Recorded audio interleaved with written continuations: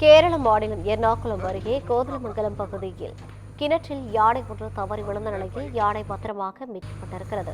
இது குறித்தான கூடுதல் விவரங்களோடு இணைகிறார் நமது செய்தியாளர் ஹேமலதா.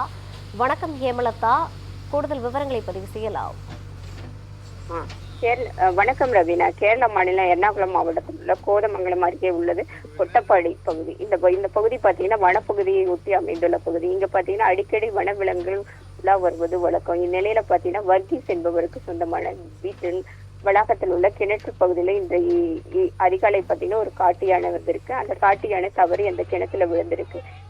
அந்த யானையின் சத்தம் கேட்டு வர்கீஸ் பார்த்தீங்கன்னா உடனடியாக வனத்துறைக்கு தகவல் தெரிவித்தார். உடனடியாக வனத்துறையினர் வந்து யானையை மீட்கும் முயற்சியில் ஈடுபட்டார். ஆனா அந்த குறுகலான கிணறுங்கிறதுனால யானையை மீட்க பல மணி நேரம் போராட்டத்துக்கு சுமார் 6 மணி நேரம் போராட்டத்துக்கு கிணற்றின் பக்கவாட்டுல ஒரு ஜேசிபி கொண்டு பாதை அமைத்து அதன் பிறகு யானையை வெளியே மீட்டாங்க. தற்பொழுது யானை கிணற்றிலிருந்து வெளியேறி தற்பொழுது வனப்பகுதிக்குள் சென்றிருக்கு. இந்த பகுதியில் பார்த்தீங்கன்னா தொடர்ந்து அடிக்கடி யானைகள் உலா வருவதால இது குறித்து வனத்துறைக்கு பலமுறை புகார் அளித்தும் எந்தவித நடவடிக்கை எடுக்கப்படவில்லைன்னு சொல்லி அந்த பகுதி மக்கள் குற்றம் சாட்டியுள்ளனர். மேலும் இதற்கு தீர்வு காண வேண்டும் என்றும் பொதுமக்கள் தெரிவித்துள்ளனர். ரவீனா,